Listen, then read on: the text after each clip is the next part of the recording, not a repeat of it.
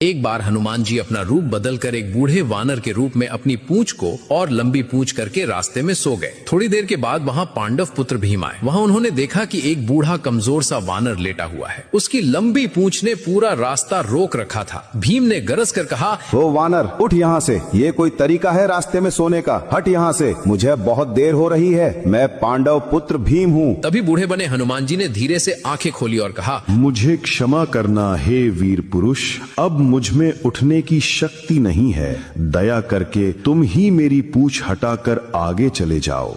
यह सुनकर भीम ने कहा, मैं तो आसानी से पहाड़ तक उठा सकता हूँ, तो फिर तुम्हारी ये पूंछ क्या चीज है? इस पूंछ को हटाने में मुझे क्षण भी नहीं लगेगा। और तभी भीम ने एक हाथ से पूंछ को पकड़ी, लेकिन हिली तक नहीं। फिर अपने दोनों हाथों से पूरी ताकत लगा दी, फिर भी पूंछ हिली तक नहीं। फिर शरीर का पूरा बल लगा दिया, लेकिन पूंछ टस से मस नहीं हुई। उनका चेहरा पसीने से भीग गया और भीम का घमंड पल भर में चूर चूर हो गया। अब भीम समझ गए कि ये कोई साधारण वानर नहीं। वे हाथ जोड़कर बोले, है महाबलशाली, मुझे क्षमा करें। आप कौन हैं? कृपया करके अपना असली रूप दिखाओ। तब हनुमान जी मुस्कुराए और अपने विशाल असली रूप में प्रकट हुए। उन्होंने कहा, मैं तुम्हारा बड़ा भाई हनुमान हूँ। मुझे पहचाना नहीं? हम दोनों ही पवन देव के पुत्र हैं। यह सुनते ही भीम भाव विभोर हो गए और हनुमान जी के चरणों में गिर पड़े। हनुमान जी ने भीम को गले लगाया और समझाया कि अपनी शक्ति और बल का उपयोग केवल धर्म के लिए करो, अहंकार के लिए नहीं। तभी वहाँ हनुमान जी ने गदा दी और कहा, जब भी तुम युद्ध में थक जाओ तब ये गदा का प्रयोग करना। भीम जब वापस लौटे तो द्रौपदी के साथ युधिष्ठिर को